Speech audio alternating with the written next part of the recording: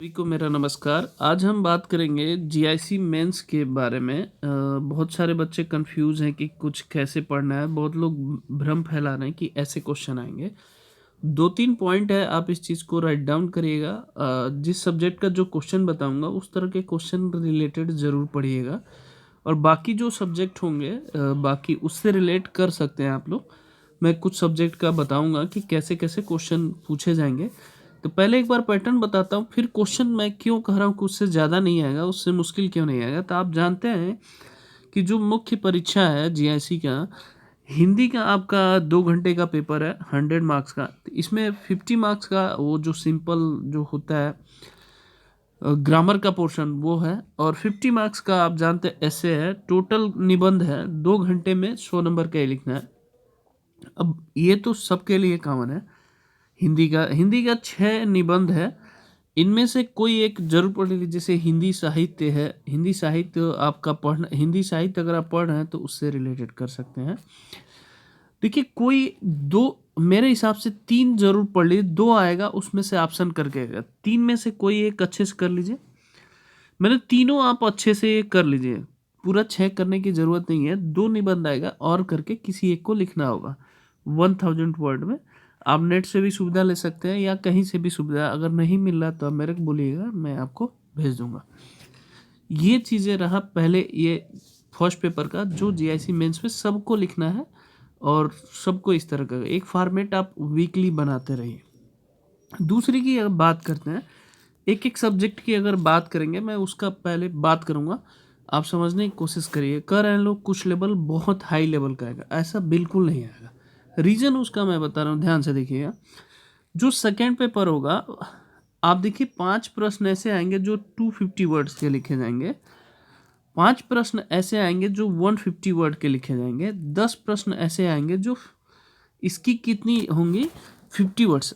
आप एक चीज़ सिंपल सा लॉजिक सुनिए। 50 वर्ड्स में अगर कोई आंसर लिखना है आपको, तो कैसे बड़ा क्वेश्चन आ सकता है। साइंस स्ट्रीम वाले बच्चे बहुत सारे कर रहे लोग, सर आईआईटी लेवल का है, बहुत हार्ड लेवल का है। ये सब बकवास की बातों पे ध्यान मत दीजिए। अगर आप देंगे बाद में भटकेंगे। ये आप खुद भी सोच सकते हैं, कॉमन सेंस लगा सकते हैं आप लोग कि 50 वर्ड्स का क्वेश्चन, हाँ कॉन्सेप्चुअल जरूर रहेगा, स्ट्रेट फॉरवर्ड नहीं दिया जा सकता है। जैसे कोई भी एग्जांपल ले लीजिए, पैराबोला का इक्वेशन है, कुछ निकालना हो, चाहे इलिप्स का कुछ इक्वेशन हो, चाहे कुछ। अब बात करते हैं एसएसटी का। 50 वर्ड में पूछा जा सकता है राज्यपाल की भूमिका बताइए। यहाँ पे अगर पूछा एसएसटी की, अगर बात करें राज्यपाल की भूमिका पूछ सकता है, तो आप राज्यपाल की भूमिका क्या बता सकते हैं। चाहे हिस्ट्री में पूछ सकते हैं, हड़प्पा सभ्यता से आप क्या समझते हैं। अगर 150 वर्ड का पूछेगा तो हम पूछेगा भारतीय सभ्यता। भारतीय सभ्यता अगर कहेंगे प्राचीन भारतीय सभ्यता से कैसे डिफरेंट है प्रेजेंट टाइम में, तो 150 वर्ड्स में लिख सकते हैं। 250 वर्ड्स में अगर लिखना हो तो इस तरह पूछा है, क्या गांधीवाद आने से पहले, उससे पहले राष्ट्रीय आंदोलन की जो भूमिका थी वो बन चुकी थी। इस तरह के क्वेश्चन आने के चांसेस, ये एसएसटी की मैंने बात की। इसमें आपको ज्योग्राफी का अगर पूछा जाता है, सपोज के लिए पूछ सकता है जेट स्ट्रीम क्या होता है, 50 वर्ड में ये पूछा जा सकता है। चाहे कुछ भी 150 वर्ड में पश्चिमी विक्षोभ से भारतीय मानसून का क्या फर्क पड़ सकता है, तो ये आप देख सकते हो। 250 से भारतीय मानसून का वर्णन कीजिए, हमारे कौन कौन क्षेत्रों में मानसून का क्या क्या इफेक्ट पड़ सकता है। इस तरह के क्वेश्चन प्रैक्टिस करने हैं आपको।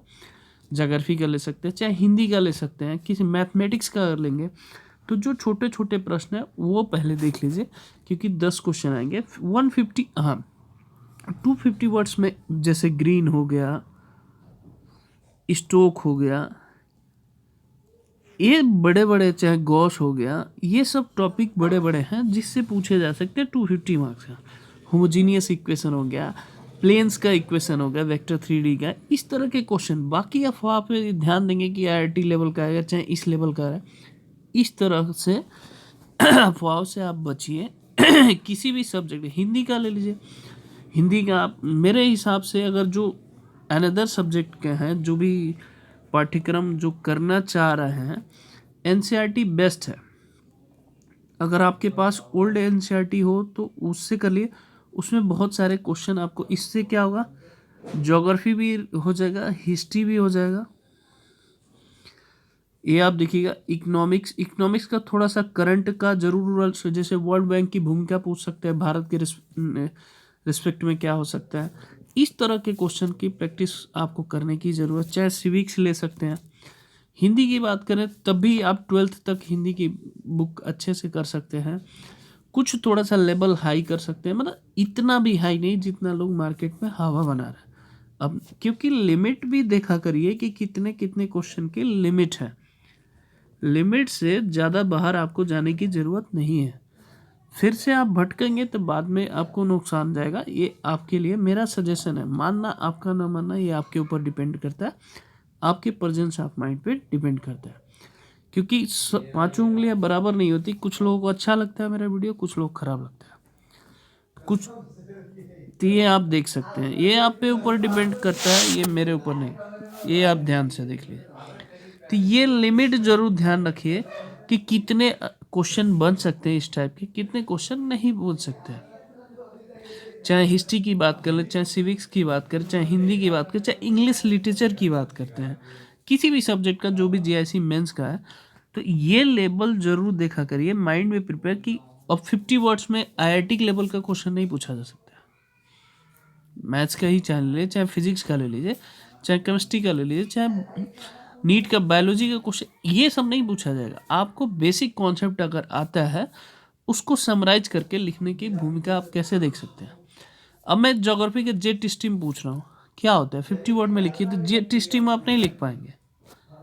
50 वर्ड्स में उसको समराइज करके लिखना होता है। ये जो वर्ड देता है इसका मतलब ये होता है कि आप कितना अच्छे से रिप्रेजेंटेशन कर सकते हैं। इस वर्ड का लिखने का मतलब ये होता है। सेम थिंग अब मैथमेटिक्स में भी यही लागू होता है कि किस तरह के प्रैक्टिस आप कर सकते हैं। फिर भी नहीं समझ में आया तो आप अपने रास्ते, मैं अपने रास्ते। ओके, अब बात करते हैं आज के कुछ न्यूज़ पे। पहली न्यूज़ है कि लखनऊ में 19 को होगी अवर अभियंता भर्ती की लिखित परीक्षा। जो ये अब 2016 की भर्ती है तो 19 को ही होगी, ये चीज़ समझिएगा। पहली न्यूज़ है। दूसरी न्यूज़, 8 साल से अटकी प्रधानाचार्य भर्ती जल्द शुरू होने के साक्षात्कार बहुत जल्द 31 जनवरी 2000 पहले से चयन बोर्ड की पूरी प्रक्रिया हो जाना चाहिए। अभी प्रधानाचार्य की भर्ती हो रही है। ये दूसरी सबसे बड़ी खबर है। आगे चलते हैं। देखिए, शिक्षक भर्ती के लिए घेराव किया गया है विधान भवन को। ये आए दिन हो रहा है, बच्चों की डिमांड की जा रही है, लेकिन मेरे हिसाब से मुश्किल लग रहा है क्योंकि यूपी टेट अभी हुआ नहीं है। 97,000 की मांग है। यूपी टेट अगर होता है उसके बाद सुपर टेट होता है, तो ये आप देख लीजिए। अगर होता है तो बहुत जल्द, जनवरी के एंड में बताया गया है यूपी टेट आएगा, तो इसके बाद ही सुपर टेट होगा। तो आई थिंक फरवरी, अगर आचार संहिता लागू नहीं होता है तो हो सकता है, नहीं तो फिर चुनाव के बाद जाएगा। आगे बढ़ते हैं। ये देखिए, परिषदीय उसका जो अदर में शिक्षक भर्ती जो सचिव को सौंपा गया नया ज्ञापन, नई शिक्षक भर्ती की मांग को लेकर अभ्यर्थियों ने छेड़ रखा अभियान। तो देखिए, डिमांड हो रही है। अगर आ जाता है तो बहुत अच्छी बात है। तो ये मतलब अगर आ जाता है तो आपके लिए बहुत अच्छी बात है। हालांकि 3 सदस्यीय कमेटी भी बनाई गई है, तो कई सारी चीज़ें हैं। तो अगर बनता है तो इस तरह के काफ़ी अच्छा रहेगा। आगे बढ़ते हैं। और देखिए, असिस्टेंट प्रोफेसर की 5 विषयों की गलत उत्तर कुंजी जारी कर दी गई है। बताइए, इतनी बड़ी संस्था ऐसे गलती करती है तो कैसे काम चलेगा। इन लोगों का पता नहीं क्या करना होता है। आगे बढ़ते हैं कि कल आपको रोजगार समाचार कई जगह पोस्ट, मैं आपको बताऊंगा रोजगार समाचार कल आपको बताऊंगा। कई जगह पोस्टें निकली हुई हैं जहां पे आप एलिजिबल हो तो अप्लाई करिएगा। तो कल का हमारा दिन रहेगा रोजगार समाचार के पे वीडियो रहेगा। और दूसरी चीज़, यूपी पॉलिटेक्निक की एडमिट कार्ड जारी कर दिया गया है, तो आप सभी जो लोग पेपर देना चाहते हैं उनको मेरे तरफ से बेस्ट ऑफ लक। तैयारी सभी से लग जाइए, दिन रात एक कर दीजिए। मेरे तरफ से बेस्ट ऑफ लक। वीडियो पसंद आए तो लाइक शेयर सब्सक्राइब कर सकते हैं, नहीं तो कोई बात नहीं। ओके, जय हिंद, जय माता।